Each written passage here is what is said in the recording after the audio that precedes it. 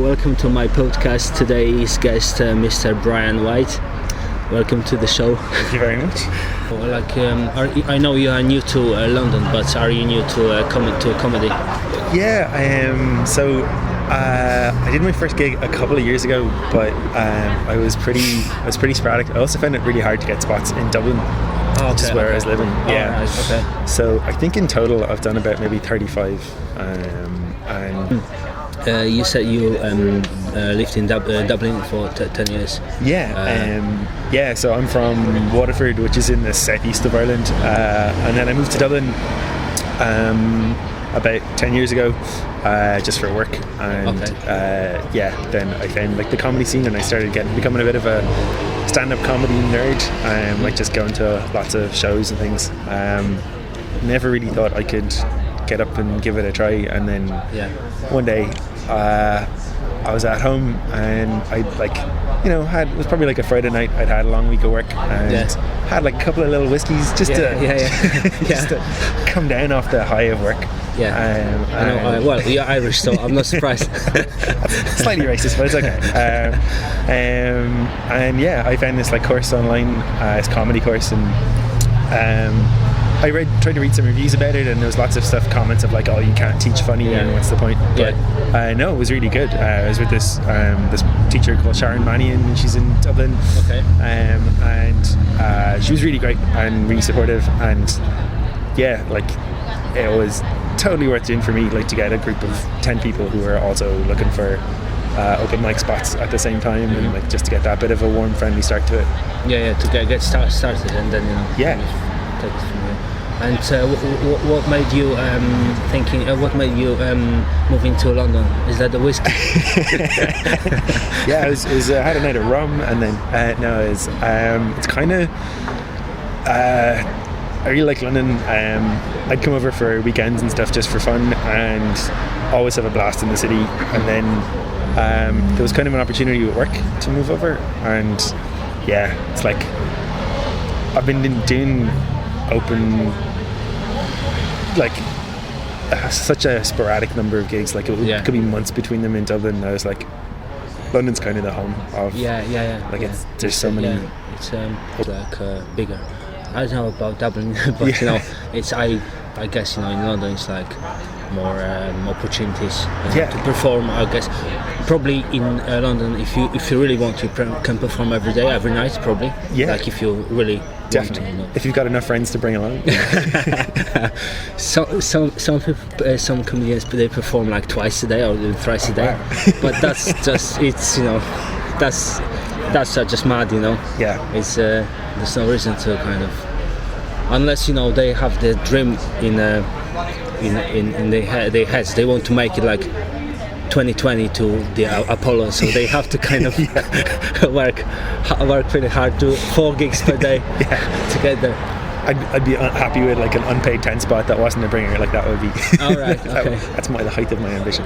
But it's really cool, and there's definitely people I've seen even in open mics who are just so impressed. They're probably early 20s, and it's clear it's oh, okay, someday I'm going to be paying a lot of money to see you perform. It's they watch me, and now you have a chance to watch me for free. So enjoy the moment, because next time you never know, you will pay a lot of cash to see me live, if you're lucky, because if you sold out, then you're fucked.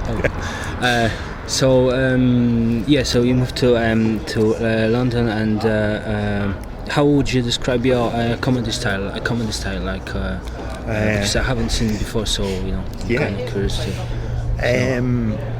I know it's a hard question in a way, because it's how would you?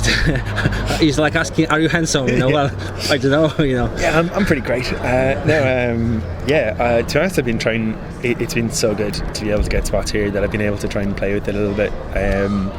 I guess I kind of started off as super anecdotal, here's a funny thing that happened to me, and maybe some jokes in there, and then I started thinking I'm really going to focus on the writing and get more deliberate about that. And that was cool. So I used Newsjack. And I got some material on there, and I was all right. I was okay, I'm getting kind of slightly less shit at writing, and then Yeah, because you actually you're a writer as well. I mean, you know, you kind of focus on writing as well. I think if you're trying to do stand-up, you kind of have to be.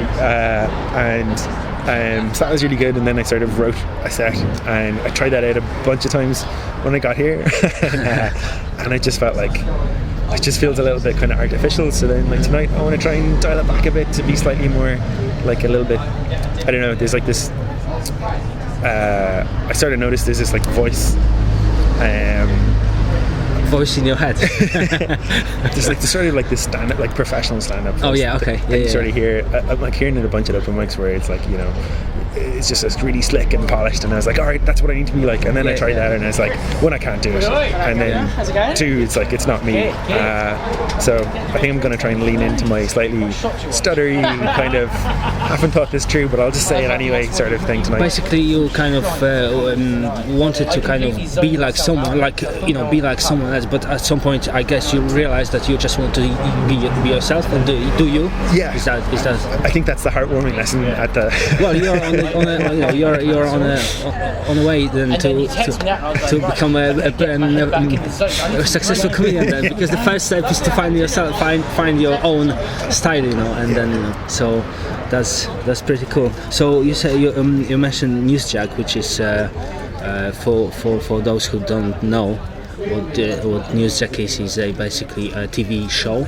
Well, I don't know. It's a radio. It's information for myself. That's a BBC 4, right? Yeah. Mm-hmm. And they have like 6 episodes. I think they do. Is it 3 or 4 series a year, or is it just I can't remember? But they do a few series a year, and it's open submissions. So they take sketches and one-liners, and it's like topical stuff. Like it's this week's current affairs in a way. Exactly. Yeah. And yeah, like it's a grand show. It was like fun to listen to, and yeah,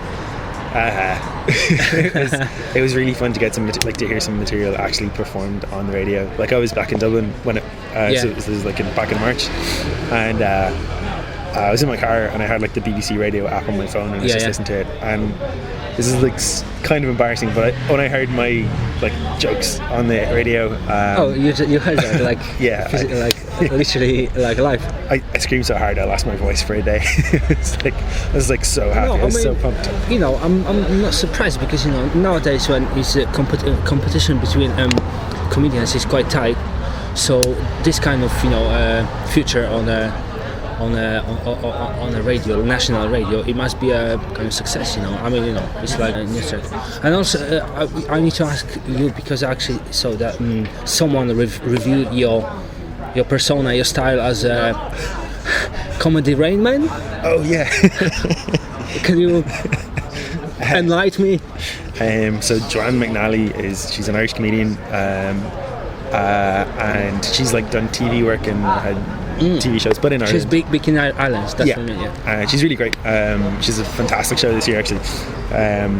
But she was the MC at my very first like comedy gig, and it's a bit like Rising Star in that there's like a little prize and it's an audience vote. Yeah. And so I did my first gig, and like I think most people, your first one goes really well, and then you die a bunch of times afterwards. But on my first one, she was the MC, and she was like, "Oh, that was really good," and she gave me the prize, and she was like, "How many have you done?" And I was like, "Oh, this is my first." And she's probably like, "What?" So she called me Comedy Rain Man. But I haven't lived up to her expectations really. Okay. So I'm trying to get back there. It's their first gig.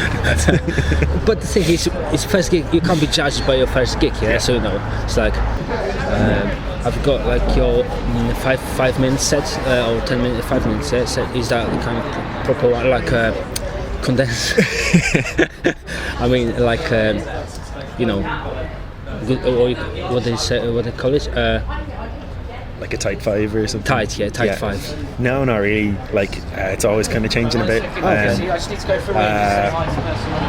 I've done like 7.5 and 10 minute spots, and I definitely prefer having a bit more time. I feel like there's a bit more time for me to. I feel like less under pressure. So I mean, you kind of change the material quite often, which is nice, because, you know, if I see you today, and then I come back to next week, see you again, and you do the same stuff. Or I come back next year and see you again and do the same stuff. 5 minutes. I was like, hang on a second. I actually remember. So it's not funny.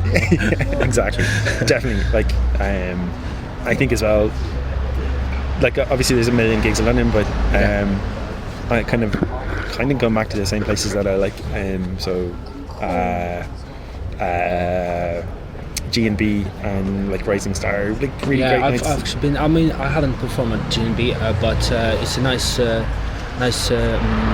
Actually, I can't say that because I've been to G&B when he was in Tottenham Court Road in a Royal George. Oh, okay. So I haven't been to the new one. Right. So I can't vouch for. I've only been to the one in West Ham. I think it's a new one. Because, I mean, I think so. Because it used to be in. Okay. I've only been there twice, and I think similar for Rising Star. I think 4 times. I twice as like a brush. Okay. And they're always like good nights. Like they're. Like it's just good fun, and it's a bringer night, I think both you can be your own bringer as well, which is kind of nice. It's the bringer culture. It's a bit of a joke, to be honest. You know, I can see posts on Facebook say, people desperately asking for. I mean, not you. Like, I mean, I'm not drinking at you. No. I'm talking in general. Like someone saying, like, "Oh, my bringer dropped out just today. Please, can someone save my life?" So it sounds really desperate. But at the same time, it's like. Somehow it works anyway, so definitely I think it's better than like nights where you turn up and there's 5 other people there and they're all comedians. That's true. That's true. I also the bringer night and non-bringer night, so you can always choose whatever you are happy with. So have you ever like thought about your like full-time show? Let's say. Is it 1 hour, like, or 30 minutes, like the one? Let's say the one you can take to Edinburgh. I mean, but I mean, like, would you be ready for next year probably, like to write a half an hour or an hour show? Yeah, I'd love to. Like, where it was a split. I think doing a split show would be like probably a good way to start, just for the moral support. I've got some friends who started last year, and some just did a full run by themselves, and some did split shows. And I headed up for the last week of Edinburgh last year, and it was clear for people who were doing their first full run by themselves that it was taking a mental toll. Like I see. They were holding on. I see. That's I think that's Edinburgh is for, to kind of realise that rubbish. I mean, you're not as good as you think, and you have to really work on it. So what would be your the title of your show if you had one? Like, have you ever thought about it? Like, it would be like a working title. Okay, let's stick to the working title. That's a tough question. I don't know. Would it be about probably about you? Yeah, but like, can you kind of map it out, saying, let's say, the subject or topic? I think it'd probably be a half-hour therapy session for me.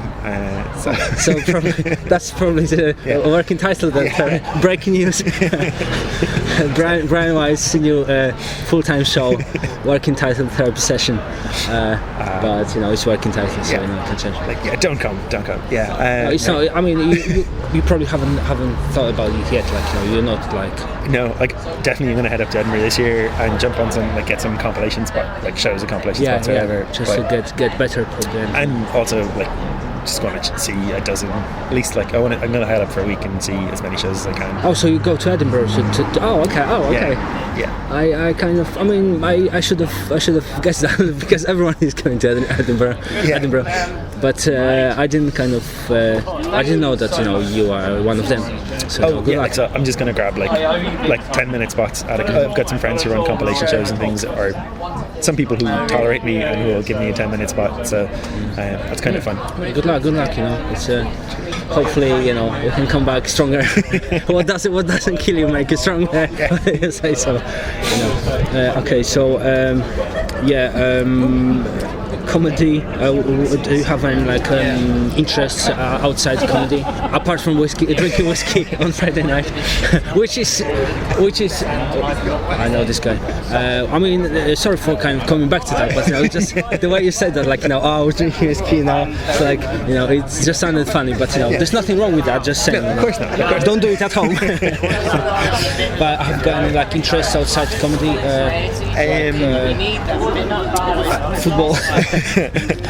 I like cycling a bit. I'm not like a particularly competitive or fit person, but cycle touring is really nice. I like just going away for a night or two and like seeing how far I can cycle and see what little town I end up in. Okay. That's quite unusual, like amongst comedians. It's like I really like walking, like long walks. Some people might think it's a bit weird because sometimes you walk from point A to B and people think he's just wandering around. He must be mad, So but yeah, I really enjoy walking. So it's just. How about music? Do you like? Are you into music? Like? Yeah, I kind of like everything, which is a bit of a problem maybe. But, you can't kind of narrow yourself down to a certain genre. No, I mean it's all kind of good. Like I do like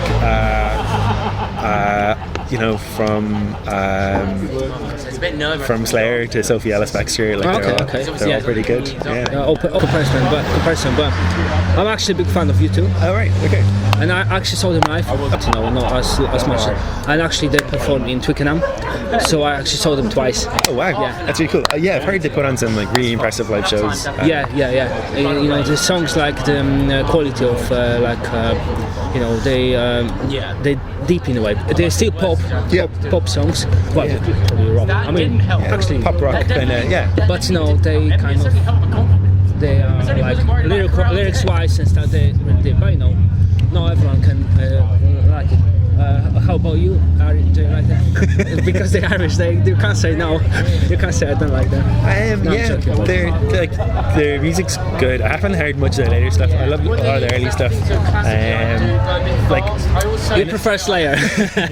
Okay, let's get it straight. I know they're an Irish band, but like they are for tax purposes they've been Dutch for a few years, which is. I see. That was they had that issue and.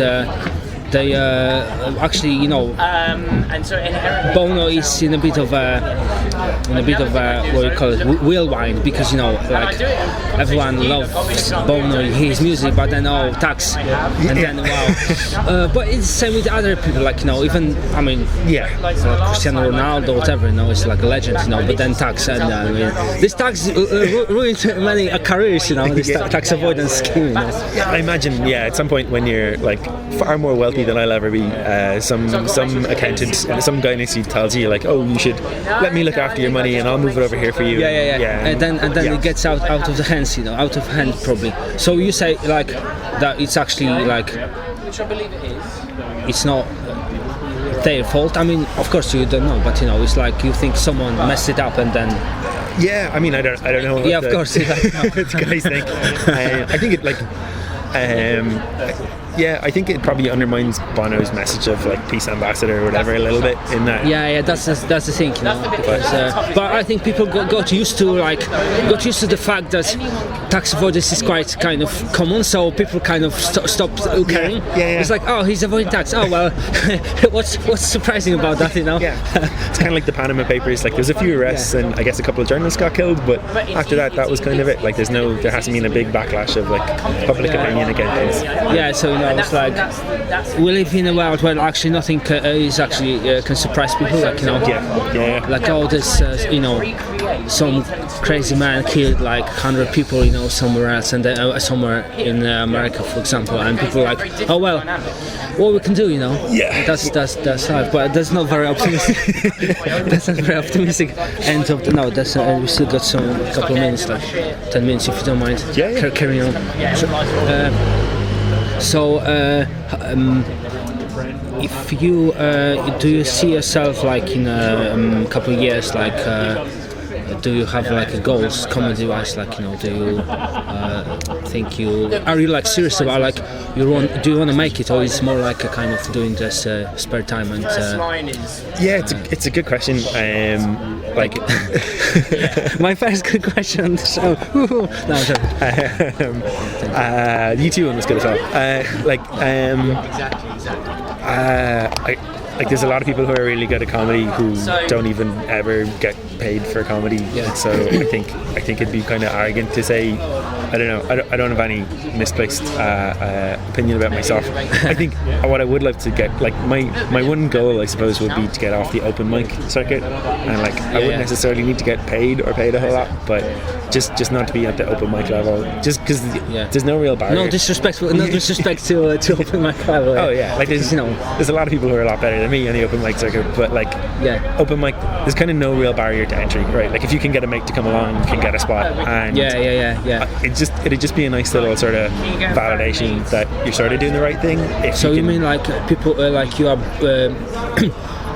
like people book you without kind of in advance, like you expect people calling and saying, hey Brian, you know what, can you come tonight, please? Well, obviously call my agent, but like just that you see advertised, say on Facebook, you see like a Middletown or something being advertised. And just to be able to get a shot at one of those would be like, even if it was one or two clubs that sort of knew you a little bit and we're like, oh yeah, I'd be happy to get Brian in if there's like once a month or something, or once every few months. You probably feel better as a comedian, like I'm kind of progressing in a way. Exactly. Just a little bit of progression would be fine for me. Because I think the open mic is just like, it's fun, and there's like so many really nice people, and it's like it's a really nice way to meet lots of like fun and interesting people. I know what you want to say. Open mic is for the pussies. Oh, I did it. No. Anyway, but like I don't know. I think it's just like a little bit.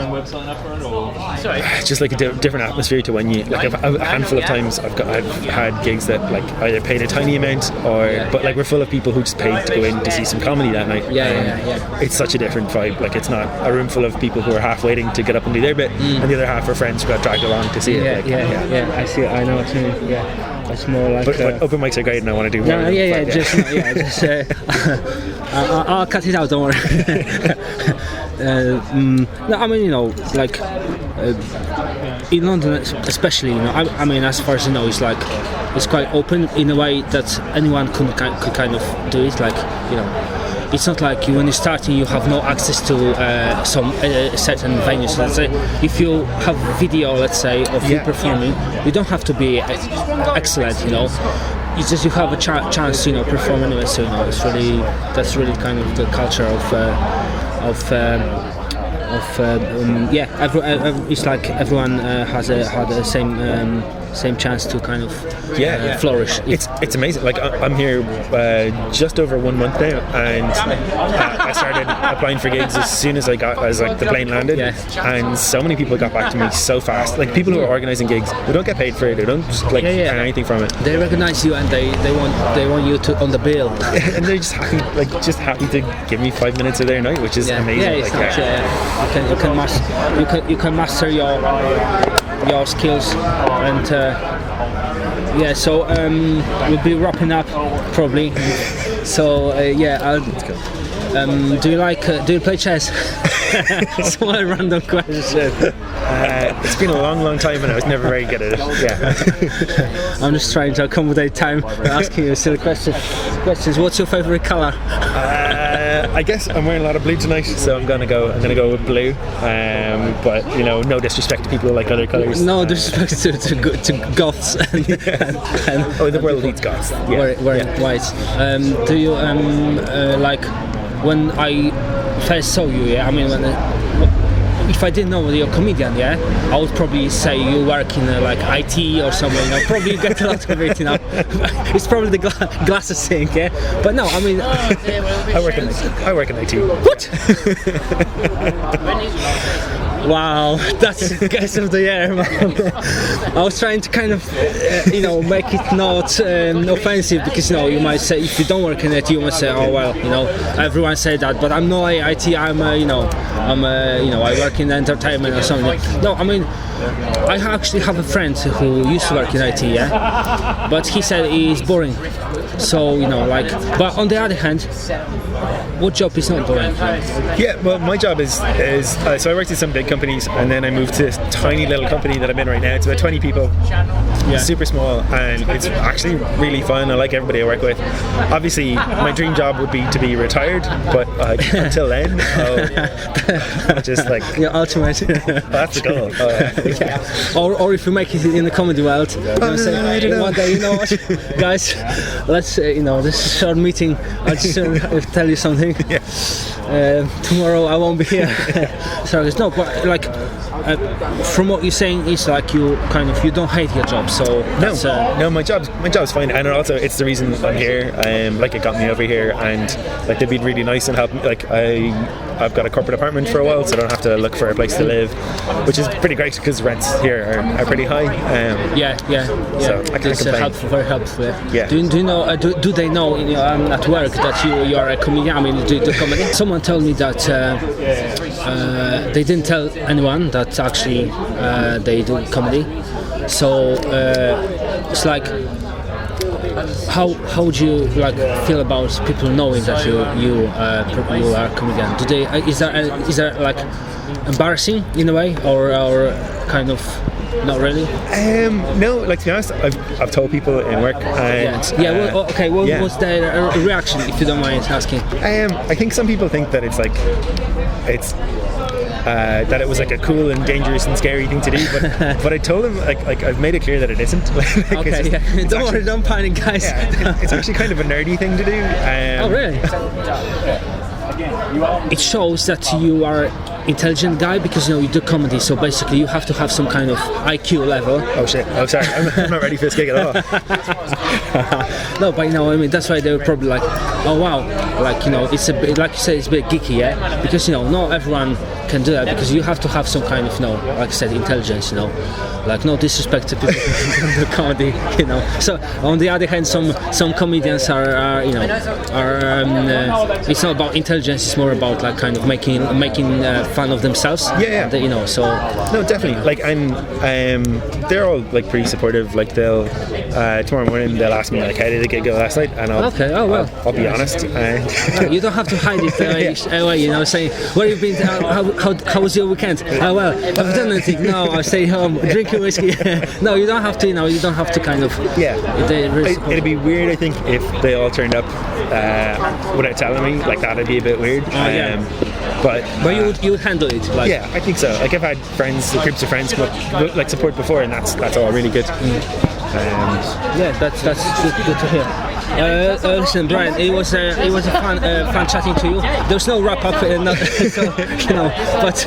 I'm happy I accommodate time, to kind of make it hopefully a bit interesting to listen to. And thank you for your time. Cool. Brian White, check him out. He's really nice guy and a great performer. It's all nice. Just you wait. Thanks very much. Thank you.